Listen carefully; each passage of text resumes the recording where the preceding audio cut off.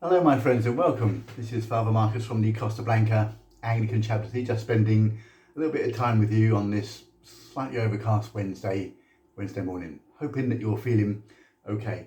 And talking this morning, feeling a little bit self-indulgent, talking about what I'm going to talk about, but there is a point to it, there really is. Some of you may have heard that later this month, in June, near the end of June, my lovely wife and I are going down to Malaga to walk the Camino del Rey. It's not a long walk, but it's incredibly high, very, very, very high, around the side of a gorge. It used to be known as the most dangerous walk in the world because the path that you walk along had fallen away, and it was very dangerous. It's all been fixed up now, and it's safe, but it's still very high. And I have an absolute fear of heights, and so I was terribly nervous, although very excited about the whole idea. One of the things that I did was speak to my friend David from church, who used to teach climbing and mountaineering, and said, can you help me overcome my fear of heights so that I get as much as I possibly can out of my trip to the Camino del Rey? And he said, I can't rid you of that fear, but I can help you manage it. And he set out some exercises and practices for me to do. The first was to look at pictures of things being up really, really high. And so I used pictures of people walking the Camino del Rey. And he said, when you're looking at those pictures, you'll feel nervous because you can see how high it is, but fill your mind with something else. And the best thing to do is to sing a song that you know really well, and focus on singing the song. So that's what I did. All Things Bright and Beautiful. Never sang it so much in my life. Looking at pictures of people walking the Camino del Rey, singing All Things Bright and Beautiful, and over again.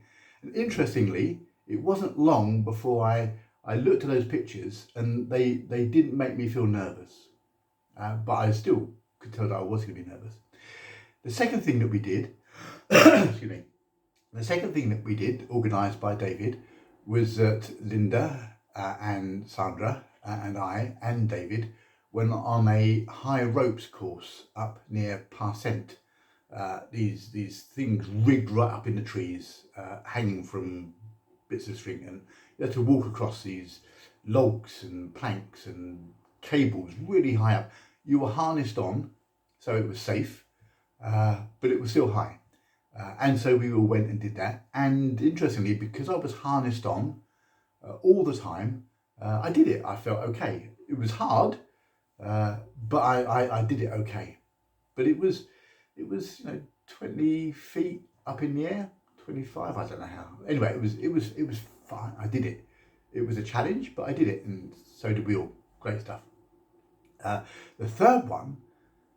Now this is scary. He arranged, this is David, arranged for us to go and climb Toix West on the edge of Calpe.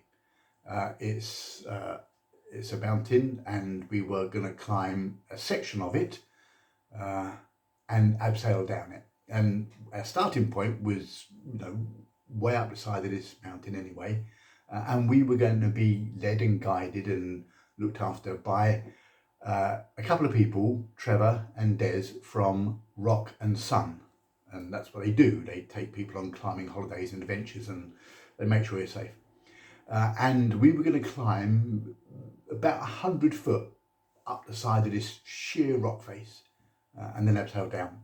I tell you what, I was absolutely terrified. I was really, really scared, but I wanted to do this, and I wanted to challenge myself, and I wanted to overcome this fear so that when I do the Camino del Rey, I get as much out of it as possible. And so we arrived there, and Trevor and Des from Rock and Sun, they were just so graceful and so patient and so calm and so inclusive. The whole thing was just a great experience.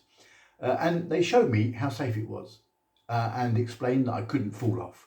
And we had harnesses on, we had ropes around us, we had carabiners which we were attached to the ropes, and the ropes were attached to the cliffs, and hooks were bolted in place, and we had helmets on.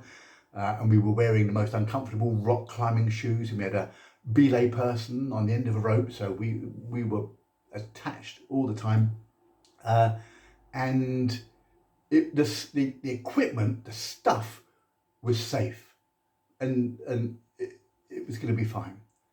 But here's the thing: just because the stuff is safe doesn't mean to say that you're okay. I remember going on the London Eye, and you've seen it. It's like a egg-shaped enclosure, and you can't fall out. You can't fall out. The door is locked. It's completely enclosed. You couldn't get out. So absolutely safe. I was terrified, absolutely terrified, clinging on to the pole in the middle, holding on with both hands to the seat, telling everyone to get away from the windows. It's windows all the way around. I couldn't manage it. Safe. The equipment was safe, but I was terrified. Walking across the Clifton Suspension Bridge, had to put my coat over my head and crawl across, holding on to the barrier in the middle. Couldn't go to the edge. Absolutely, I couldn't have got off. I couldn't have climbed to get off. But absolutely terrified, even though the stuff was safe. So the stuff being safe isn't enough. But Trev and Des said 3 really simple things that made all the difference in the world.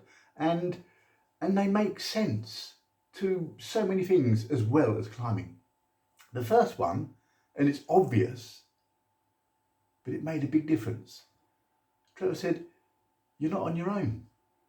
If you were up here on the cliff edge, right up high on your own, of course you'd be terrified, and rightly so. It would be dangerous and scary, and you could fall off. But you're not on your own. You're not on your own. You've got us all around you, and everything is safe. But you're not on your own. You're not here on your own. And of course, I know that. Everybody could see that. It's obvious. But it made a huge difference. Here's the thing. The belay, the rope that someone is holding, it felt like they were holding my hand. But the thing that we're not on our own. We don't go through stuff on our own. That was great. The second thing he said, and he gave a little demonstration, he said there's a tendency to cling so close to the side of the cliff. You just hold on as tight as you can, like that. And he stood on a little bit of a slope like this, and just leant right against the rock face, and he just slid down. He said that's what happens if you cling too close. He said, but if you move your just a little bit away from the cliff face, just your upper body, you're holding on, but don't cling like this, but hold on like that. The weight goes down there, and you'll feel much more safe and much more secure, and you will be much more safe. And this idea of just a little bit of space between you and the cliff face, you and whatever it is that's making you nervous, just a little bit of space makes all the difference in the world. And then the third thing he said is when you're climbing up, you'll be concentrating on what you're doing. You'll be concentrating on where you're going to put your feet and where you're going to put your hands, and looking for the next hold, and looking for a ledge, and looking for a little crack, and looking for a little crevice to put your fingers in. And they're not big. It's not great big ledges. It's tiny little things to put your finger in. But you'll be concentrating on that. He said, and if you focus on what you're doing, rather than let your mind emphasize all the things that you don't need to be thinking about and don't need to be worrying about, then you'll be fine. And how true is that? We spend so much of our time worrying about things that we don't need to be worrying about at the expense of doing what we're supposed to be doing. And I tell you what, I whizzed up that mountain. I surprised myself. I not quite so fast as that, but I climbed up it with an air of confidence that came from those 3 things. And I came down on the belay with Des on the rope, and I came down, leaning back, sitting in the harness, letting go, came down. Next time, I had to climb up again, go across a little ledge to where Trevor was at the top, and then abseil down with me on the rope myself. Got back down. They said, do you want to have another go? You're great. That's how I whizzed up again there. This was on the side of a mountain, right up in the sky, climbing, absolutely climbing, on my fingertips and on these really uncomfortable shoes. It was amazing, and I did it, and I might even have another go. I've emailed them to say thank you very much, and I'd like to have another go for the joy of it, for the sheer exhilaration of challenging myself, but going up high. But those three things, they're so important for not just for climbing. David said to me, we're going to hear loads of sounds about climbing now, aren't we? No, you're not.